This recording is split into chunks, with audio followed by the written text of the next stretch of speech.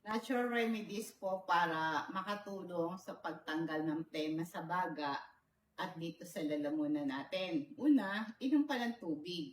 Lagi kang may dalang bottled water, lalo pag nasa labas ka. Pagka naramdaman mo kumakati throat mo, lumago ka lang ng tubig.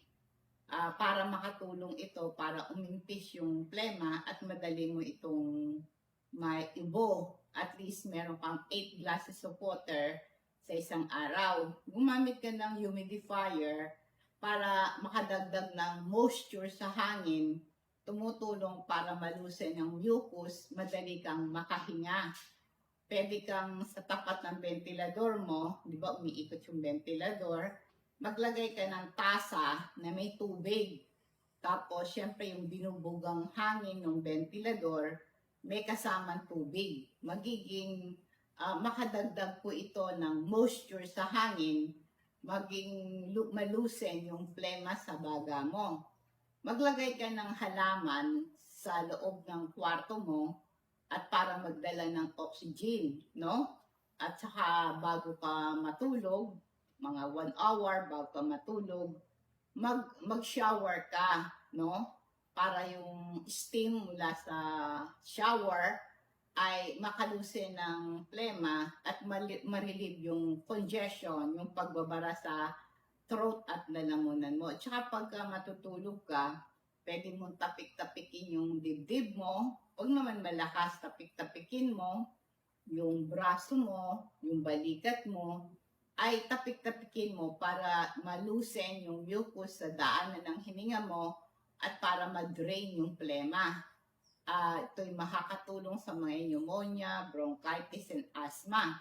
Ito'y very safe and effective way para tanggalin yung plema sa baga mo, yung pagtapik-tapik sa dibdib mo, dito sa balikat mo, at saka dito sa may braso, at saka dito sa may balikat mo.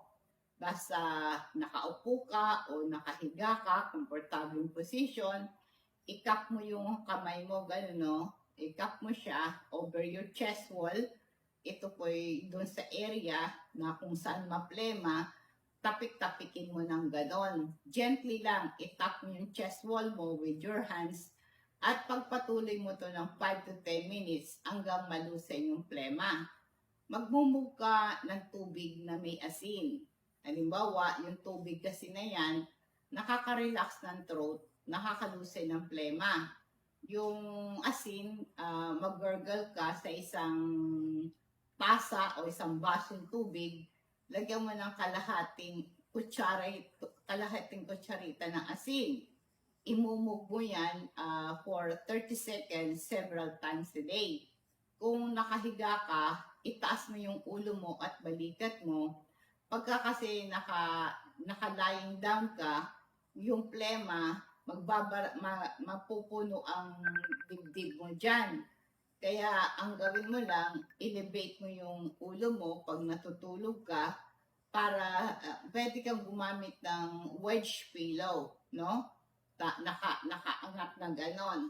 Yan, malaking tulong po yan. Huwag kang hihiga na flat, lalong magbabara yung plema sa baga mo.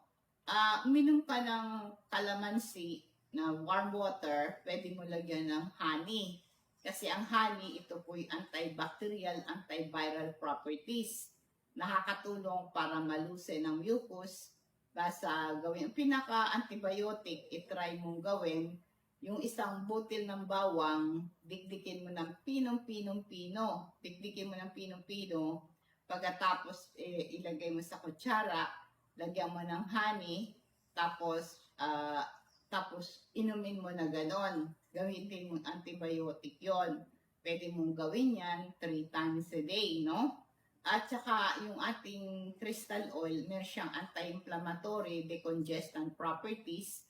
Yung few drops ka ng crystal oil,